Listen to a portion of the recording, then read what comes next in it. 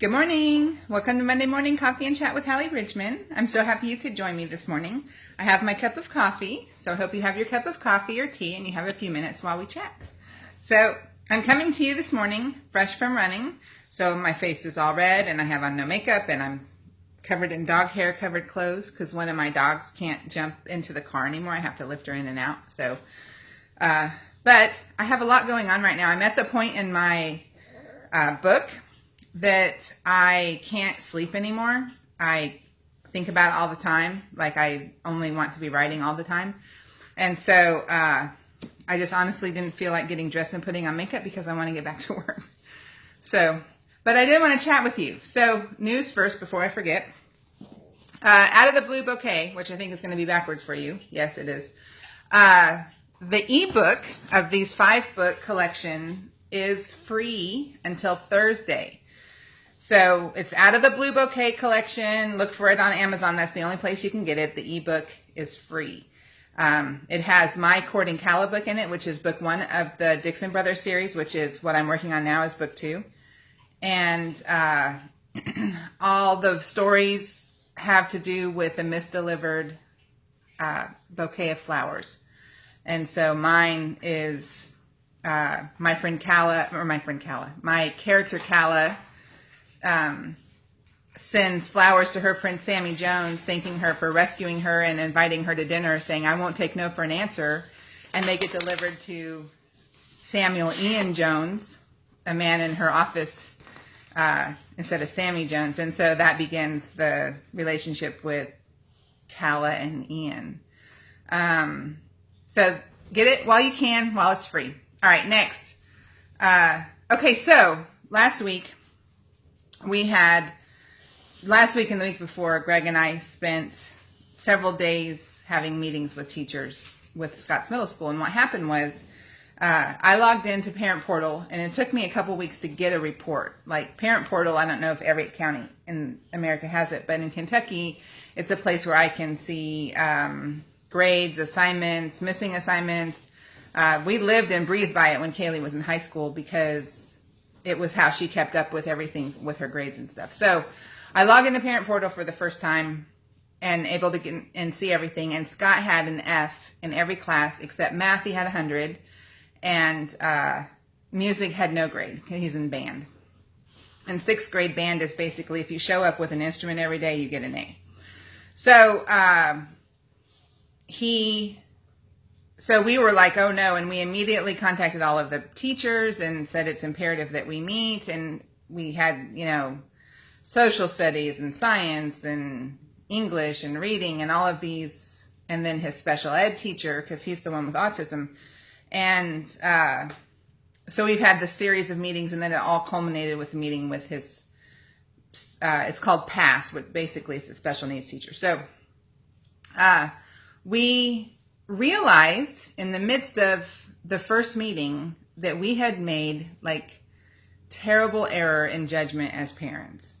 And when Kaylee was younger, we wouldn't let her watch anything that had disrespected parents in it, like as the norm, like that made the parents stupid, specifically the dad, because it was either the dad was an idiot or both parents were the idiot. It was never like just the mom.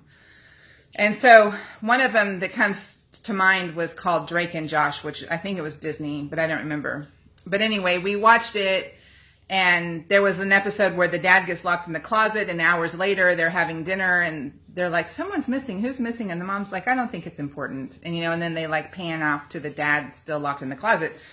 And so we were like, okay, we can't watch that show anymore because we just don't want to condone the disrespect on such a level of parents.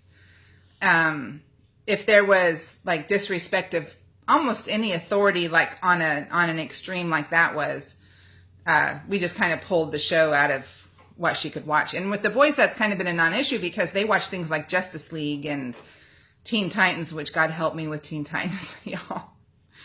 Greg and I trade off taking him to kid movies, and I had to take him to Teen Titans, and I feel like he owes me 2 for the 1. But anyway,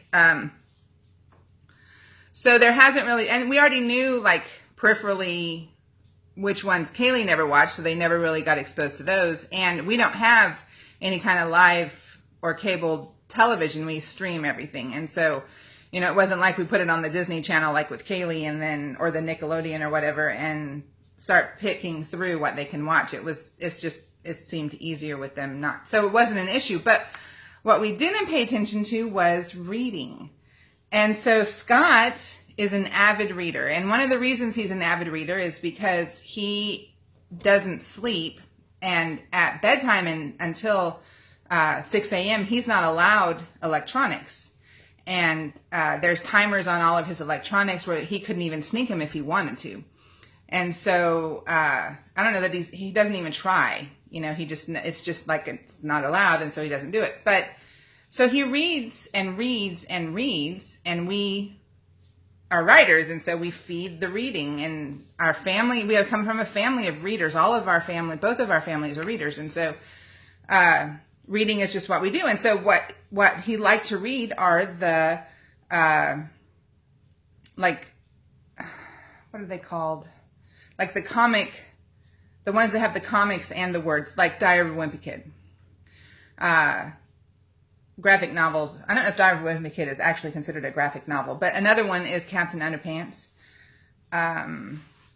There's a couple more, like the middle school years, the worst years of my life. All of those books were what he was consuming rabidly. And we didn't think about it, right? So, but all this time, this autistic kid who's only able to see things in black and white, there's no shades of gray with him, was getting his exposure to middle school was these books where the teachers hate their jobs. Their idea of a good time is causing misery to children.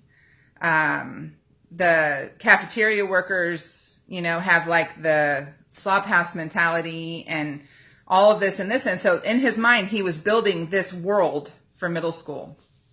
And so by the time he got there, the day that he walked into middle school, he was anticipating walking into like a penitentiary and being made to be miserable. And so it put him on this aggressive, defensive mode so that he did not perform, like flat out denying or refusing to do an assignment, or I'm not doing it that way, or he's supposed to leave a writing journal in class so that the writing teacher can check it every night and check off that he'd done work. But he's like, this is my property and you're not keeping it. And Scott is not an aggressive person, and he's not really someone who kind of bucks authority. And so, but the problem is that he had built this world in his mind. And as soon as it occurred to us, we realized, okay, we have to go back now and fix this. We have to talk to him and reset him and tell him, good morning, Petra. Hi, Sarah. That was fiction and this is real life, and that these teachers, you know, love him. And, you know, he's coming from an elementary school world where every teacher he's ever had, except maybe second grade, loved him, like adored him, hugged him, wanted him around, and treated him with such kindness and respect and careful attention. And so he's entering a school where no one knows him, no one treats him that way because they don't know him, and he's a 12-year-old boy now. He's no longer like 8, 9, 10, and in his mind they hate him. And so it's taken us, as soon as we realized that, we started telling teachers, oh no, this is what we think has happened, and we're fixing it and we're resetting it. And last week he had a really great week, and he's happier. He's no longer like he does like this physical, like slouch forward, head down, like kind of dragging his feet into the school. He doesn't do that anymore. And so hopefully we have reset. But I have always, you know, been quite open and honest with our autism journey with him. And this was a mistake. This was our mistake. And we're going to start being more careful how we screen the books that he reads to make sure that what he's feeding himself isn't something that's going to affect his worldview and his life. So, all right, don't forget, Out of the Blue Bouquet, the ebook is free. All five romances by some of your favorite authors, free until Thursday. It goes away. And y'all have a great week. I'm going to get back to work on Valerie because this is a very exciting book and I can't wait to finish it. And I will see y'all next Monday. God bless you.